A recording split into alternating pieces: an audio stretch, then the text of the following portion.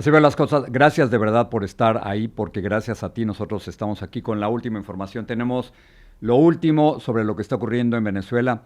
Tengo una entrevista con la esposa de un prisionero político venezolano que está en estos momentos en el helicoide. El helicoide es quizás uno de los centros de tortura o el peor centro de tortura en la historia de América Latina. Hablaremos de qué se necesita para que este prisionero político pueda salir. Pero vamos a comenzar hablando sobre la violencia en los Estados Unidos. Y es interesante porque cuando hablamos de la violencia, uno pensaría que estamos hablando de criminales o asesinos atacando a la población civil. No, aquí estamos hablando de violencia por parte de agentes de ICE en contra de inmigrantes. Y una pregunta que suena ligera, pero que es muy potente.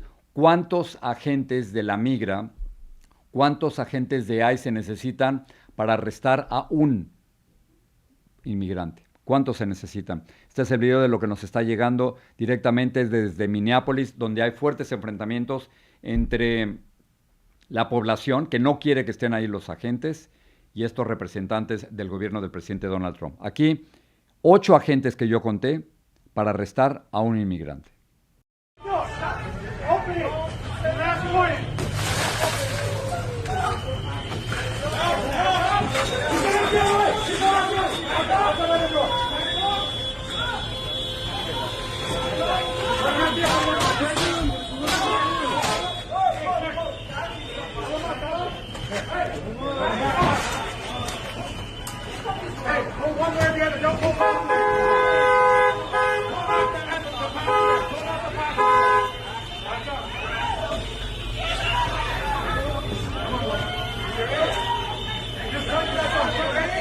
Cuando hablamos de fuerza excesiva nos referimos precisamente a esto.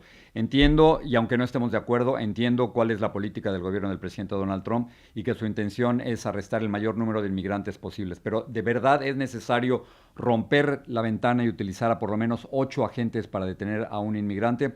Esta es una de las imágenes con las que queremos comenzar hoy el programa. La otra imagen es la siguiente. Fíjense en la manera en que estos agentes están deteniendo a un inmigrante potencial, es lo que suponemos que se trata de un inmigrante, y cómo lo tratan a pesar de que tiene los brazos en la espalda. Aquí las imágenes.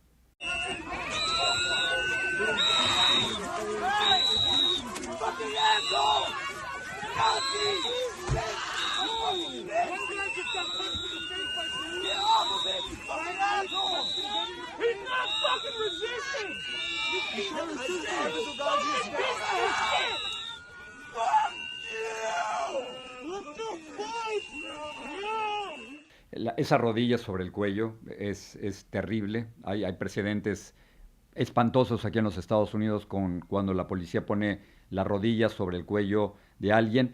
Y además, no sé si acabaron de escuchar, una persona decía que no se estaba resistiendo, que lo acababan de bajar del auto, pero que no se estaba resistiendo, que no merecía ese trato. Todo esto ocurre en el contexto del asesinato o de la muerte de Renee Good, una ciudadana de los Estados Unidos, 37 años de edad, madre de 3 niños, que murió o fue ejecutada, independientemente de cómo lo veas tú, hace unos días en Minneapolis. Y por esto hay toda una investigación. Pero lo curioso es que nos acaba de llegar la información a través de las redes que 3 fiscales de Minnesota han decidido renunciar al conocer los detalles de esta investigación. Y la pregunta es si el agente que mató a Renee Good, a esta ciudadana de los Estados Unidos, va a ser acusado de algo o terminará en la cárcel. Muchos suponen que no va a ser así debido a la defensa que ha hecho el gobierno del presidente Donald Trump respecto a la gente en todo este incidente. Se han puesto de acuerdo los fiscales y los gobernadores de Illinois y de Minnesota para poner una demanda en contra del gobierno de los Estados Unidos. Dicen que no es que se opongan a la presencia de ICE, sino que se oponen a la escalada, al número enorme. Acuérdense que la secretaria de Seguridad Nacional ha anunciado la llegada de por lo menos 1,000 agentes más a Minnesota. Entonces, la demanda no es para eliminar la total presencia de agentes de ICE, sino la demanda es para que ya no sigan enviando tantos. Aquí el fiscal general de Minnesota. We're not saying that ICE cannot have a presence in Minnesota. We're saying the dramatic escalation, which is unwarranted and politically motivated, is harming our state. We're in a situation where it's depressing our economy and our local markets. It's depressing school attendance. It's putting dramatic pressure on our local law enforcement who have to respond to 911 calls and protesters and all this. The escalation is what this lawsuit is about. The escalation is what has brought about I think, the death of Nicole Good. Bueno, ahora se están oponiendo a una escalada, es decir, a un crecimiento de la presencia de agentes de ICE, tanto en Minnesota como en Illinois. ¿Y a quiénes están deteniendo? La información independiente que nosotros tenemos de grupos periodísticos y de organizaciones no gubernamentales es que la mayor parte de las personas que están deteniendo no tienen antecedentes criminales. No los tienen, es decir, no están arrestando a criminales ni violadores. Pero cuando uno escucha al presidente Donald Trump, tiene una versión totalmente distinta. Aquí Donald Trump hablando precisamente sobre eso. On Minnesota, we have taken out killers, rapists, drug dealers, people from mental institutions that came in illegally. All of them, most of them came in illegally. They're from other countries. They came in under the Biden ridiculous open border policy, and we've gotten a lot of them out. Dicen que están deteniendo a asesinos, a criminales, a violadores, pero ¿dónde están las cifras? Porque es ahí precisamente en las cifras donde nos podemos dar cuenta. ¿De verdad están arrestando a criminales y violadores?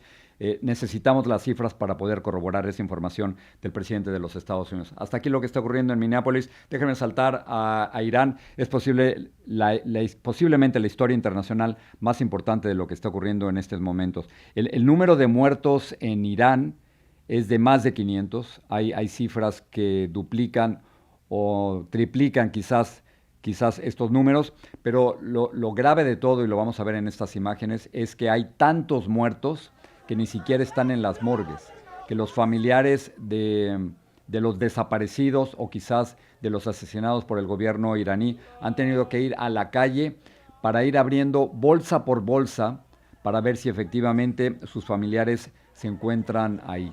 Así que estas son las imágenes terribles que nos están llegando desde Irán, donde todavía continúan las protestas en contra del régimen iraní. Muy bien, esto por una parte. Ahora, ¿se acuerdan que el presidente de los Estados Unidos había amenazado al gobierno de Irán con hacer algo? No sabíamos exactamente qué, y no sabíamos si lo iba a hacer a nivel militar, debido a los muertos. Trump dijo, si ustedes matan a los jóvenes, si ustedes matan a los manifestantes, nosotros vamos a hacer algo al respecto. Y aparentemente el presidente Donald Trump le ha bajado un par de rayitas a la amenaza y no va a hacer algo a nivel militar, pero sí a nivel económico. Las siguientes imágenes muestran lo que el presidente Donald Trump quiere hacer. Aparentemente hay una tarifa nueva, un impuesto de 25% a todos los países que hagan negocios con Irán.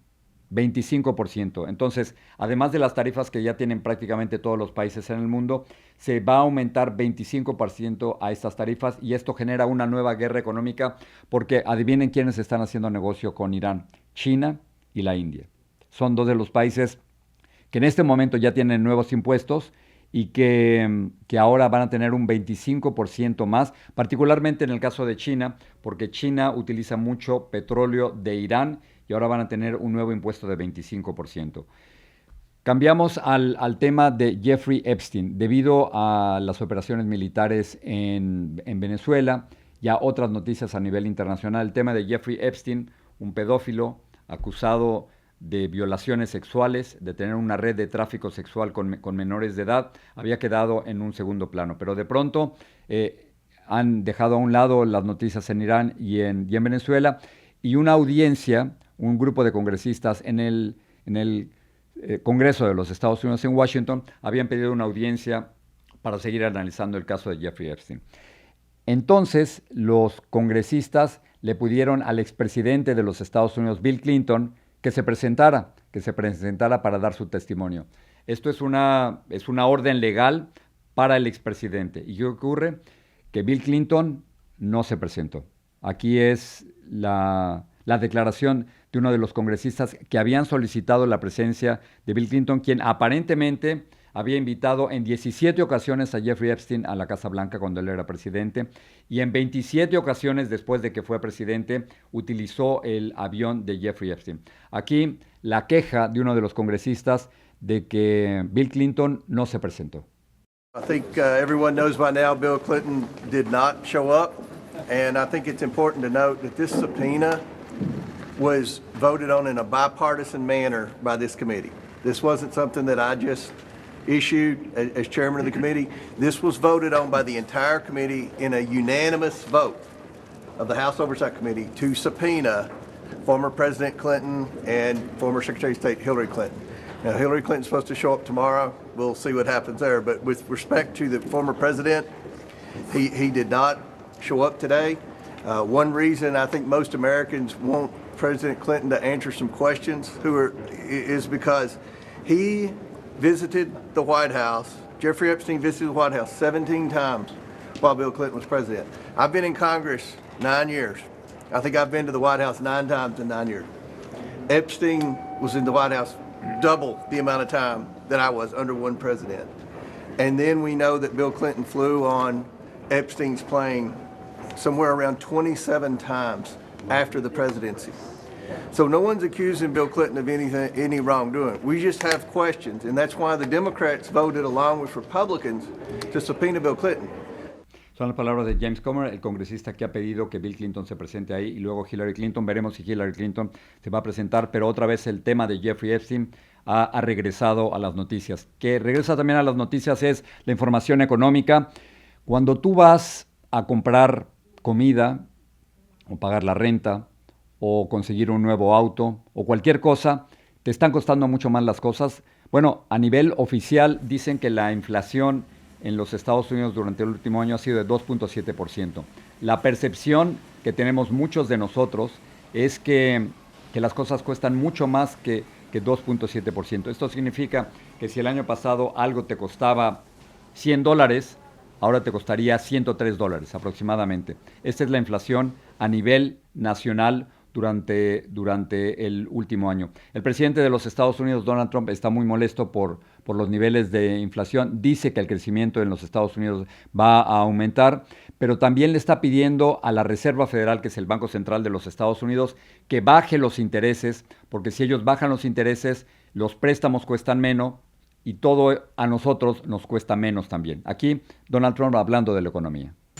As you know, the inflation numbers just came out, and we have very low inflation, so that would give Tulane Powell the chance to give us a nice, beautiful, big rate cut, which would be great for the country, but rates are falling also, and growth is going up. We have tremendous growth numbers, so growth is going up. No sé si lo detectaron, ahí el presidente está hablando sobre Jerome Powell. Él es el presidente de la Reserva Federal o el presidente del Banco Central. Y hay todo un problema porque el gobierno federal ha acusado a Jerome Powell de manejar mal la construcción de los nuevos edificios de la Reserva Federal, la reconstrucción de esos edificios.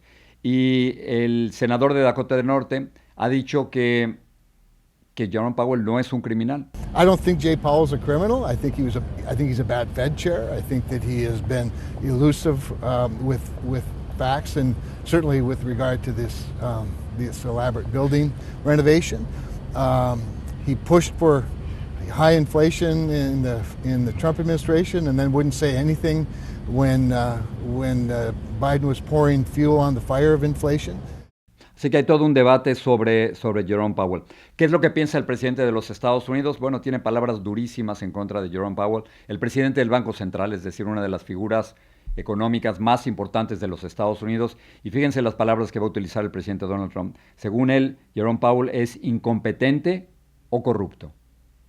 He's billions of dollars over budget, so he either is incompetent or he's crooked. I don't know what he is, but he doesn't do a very good job.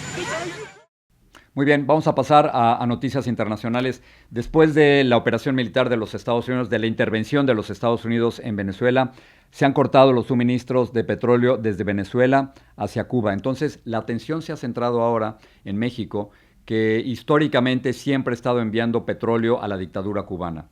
La pregunta es, ¿cuántos barriles de petróleo está enviando el gobierno de México a Cuba? Y la segunda pregunta es, ¿por qué el gobierno de México sigue ayudando a una dictadura? Históricamente tanto el partido de Claudia Sheinbaum como de Andrés Manuel López Obrador siempre han ayudado al gobierno cubano, a la dictadura cubana. Pero después de lo ocurrido en Venezuela, ahora la pregunta es ¿por qué se sigue ayudando a esta dictadura? Claudia Sheinbaum, la presidenta de México, hablando sobre eso. Es una ayuda que se viene dando desde hace mucho. No es nueva. Eso es muy importante, porque la dio el presidente López Obrador, pero antes la dio Peña Nieto. En los dos periodos del PAN no fue tanto, pero sí apoyaron. Entonces es una relación histórica que hay con la isla. Entonces, por supuesto, siempre lo hemos dicho, si nosotros podemos ayudar a un diálogo entre ambas naciones, siempre vamos a estar ahí. Pero, pues tienen que estar de acuerdo, ambas naciones. Entonces, esa posición está ahí. Y seguir hablando de ello, tanto con Estados Unidos como con Cuba. Pero con respeto a la soberanía, siempre. La presidenta de México hablando de esta relación histórica entre México y los Estados Unidos, ciertamente. La pregunta es, ¿por qué México ayuda a una dictadura? Y la segunda pregunta sería, si los mexicanos y la presidenta y Andrés Manuel López Obrador quieren democracia para México, ¿por qué no quieren democracia para Cuba? Cuba es una brutal dictadura desde 1959, responsable de asesinatos, de prisioneros políticos, de brutal censura, y no hay elecciones multipartidistas. ¿Por qué entonces democracia para México y no democracia para los cubanos? Regresamos al tema de Venezuela. Delcy Rodríguez insiste en que ella está a cargo de Venezuela en estos momentos y describe a Nicolás Maduro como un presidente rehén. Delcy Rodríguez. He visto por allí caricaturas en Wikipedia de quién manda en Venezuela. Bueno, aquí hay un gobierno que manda en Venezuela, aquí hay una presidenta encargada y hay un presidente rehén en los Estados Unidos. Y gobernamos junto al pueblo organizado, junto al poder popular. Y avanzamos en relaciones internacionales de respeto, en el marco de la legalidad internacional, para hacer reivindicar y para proteger los derechos de nuestra amada Venezuela. Entonces, Delcy Rodríguez, es que es difícil describir lo que está ocurriendo en estos momentos en Venezuela. ¿Cómo lo definimos? ¿Cómo lo describimos? Yo diría, lo estuve pensando esta mañana, yo diría que es una especie de protectorado dictatorial. Protectorado porque depende del gobierno de los Estados Unidos, dictatorial porque proviene de la dictadura de Nicolás Maduro.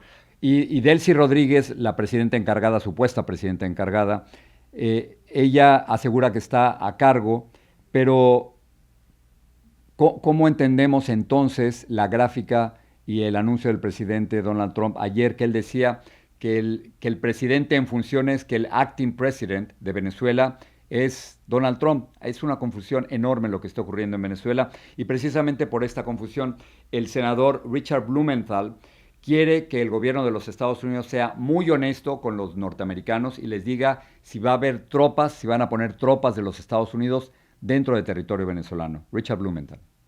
The lack of candor in the past leads me to question whether, in fact, there are plans for the use of ground troops in Venezuela or elsewhere. The administration needs to come clean with the American people about what its objectives and plans are, other than extracting a lot of oil, and why we are keeping all of this naval force in the Caribbean if it is not additional military operations that may involve troops on the ground. Buena pregunta, ¿hasta cuándo va a durar este bloqueo naval de los Estados Unidos en el Caribe y cuál es el siguiente paso? Ya que estamos hablando de Venezuela, quédense aquí con nosotros porque tengo ahora una entrevista con la esposa de un prisionero político venezolano que está en estos momentos en el helicoide y ella está haciendo todo lo posible para que él sea liberado.